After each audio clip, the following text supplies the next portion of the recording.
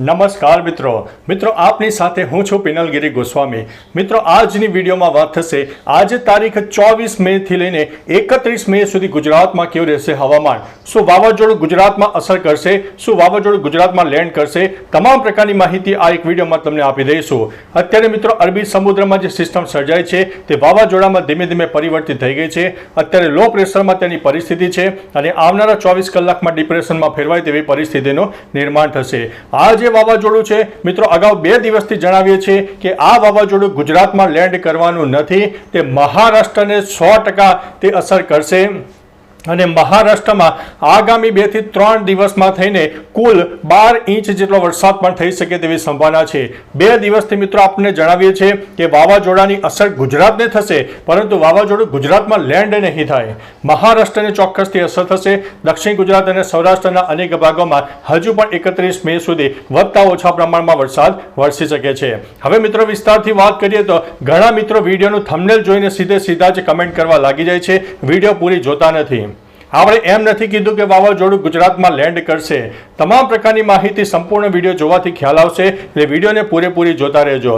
વાત કરીએ તો પ્રથમ ગરમીની આગાહી। અત્યારે ગુજરાતમાં ભેજનું પ્રમાણ 60 થી લઈને 80%ની આસપાસ છે અને ગરમીનું પ્રમાણ 37 થી લઈને 41 ડિગ્રીની વચ્ચે છે, એટલે ગરમીની સાથે સાથે ભેજના પ્રમાણને કારણે આપણને ઉકળાટ અને બફારાનો અહેસાસ થશે અને અમુક વિસ્તારમાં તો પવન બિલકુલ જોવા નથી મળતો, જેના કારણે ચોક્કસથી આપણને બફારાનો અહેસાસ થશે।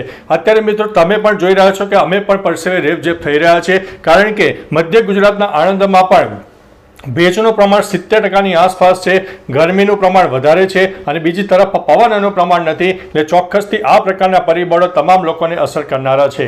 હવે મિત્રો વાત કરીએ તો આ જે સિસ્ટમ છે એ દક્ષિણ ગુજરાત અને સૌરાષ્ટ્રના અનેક વિસ્તારમાં હજુ પણ 27 મે સુધી અસર કરે તેવી સંભાવના છે, જેમાં દક્ષિણ ગુજરાતમાં કહી શકાય કે સુરત, તાપી, ડાંગ, નવસારી અને વલસાડ સહિત મધ્ય ગુજરાતના પણ દક્ષિણ તરફના વિસ્તારો હોય, જેમાં ભરૂચ હોય, નર્મદા, વડોદરા, આણંદ અને છોટાઉદેપુરના પણ કોઈ વિસ્તારમાં છૂટોછવાયો વરસાદ થાય। 1 નંબર ઉપર દક્ષિણ ગુજરાત અને સૌરાષ્ટ્રને ગણીને ચાલીએ છીએ।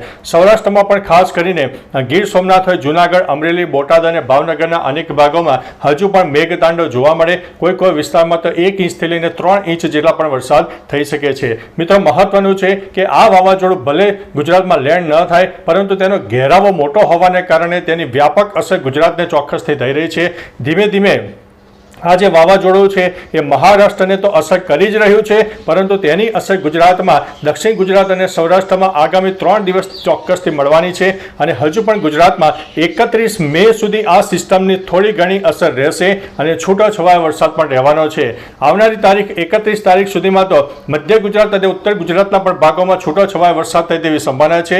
કચ્છના પણ દક્ષિણ અને પૂર્વ તરફના વિસ્તારમાં પણ 31 મે સુધીમાં છૂટોછવાયો વરસાદ થાય તેવી સંભાવના છે, પરંતુ મિત્રો આવનારા દિવસોમાં વધુ વિસ્તારો સાથે તમને ચોક્કસથી માહિતી આપી દઈશું। આ એક પૂર્વાનુમાન છે, જેને અત્યારે 10 થી 15% ગણીને તમારે ચાલવો। બીજી તરફ મિત્રો પવનની વાત કરીએ તો પવનનું પ્રમાણ 15 થી લઈને 60 કિલોમીટર પ્રતિ કલાકની ઝડપે રહેશે, જેમાં સૌરાષ્ટ્ર અને દક્ષિણ ગુજરાતના દરિયાઈ પટ્ટી વિસ્તારમાં મેઘતાંડવ સાથે જોરદાર પવન ફૂંકાય અને ભયંકર વીજળી થાય અને વીજળીથી મિત્રો જાનહાનિ પણ થઈ શકે છે, એટલે થોડા સાવચેત રહેજો, એલર્ટ રહેજો। ખુલ્લામાં કોઈ ચીજ વસ્તુઓ પડી હોય તો સત્વરે ઢાંકી દેજો અથવા તો સુરક્ષિત સ્થળે લઈ લેજો, જેથી આપણને આવનારા 3 દિવસ જે વરસાદની આગાહી છે, વાવાઝોડાની આગાહી છે અને વીજળીની આગાહી છે, તો તમામ પ્રકારની જે વસ્તુઓ છે એનાથી કંઈક મહદઅંશે આપણે સુરક્ષિત રહી શકીએ। બીજી તરફ મિત્રો વૃક્ષો પડી જવાની ઘટના પણ બની શકે છે, પવન મોજા ઉછળી શકે છે, દરિયામાં મોજા ઉછળી શકે છે, ભયંકર વીજળી થઈ શકે છે, એટલે 31 મે સુધી હજુ પણ જાળવવું જરૂરી છે અને તારીખ 27-28 તારીખ સુધીમાં તો